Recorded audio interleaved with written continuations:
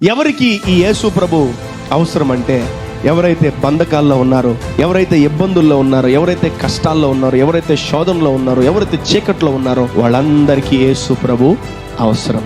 You need to know that you are following Christ. నువ్వు క్రీస్తును వెంబడిస్తున్నావని నువ్వు తెలుసుకోవాలి. Why my life is like that? నేను ఏది పట్టుకున్నా ఎందుకు నీకు నాశనం అయిపోతుంది?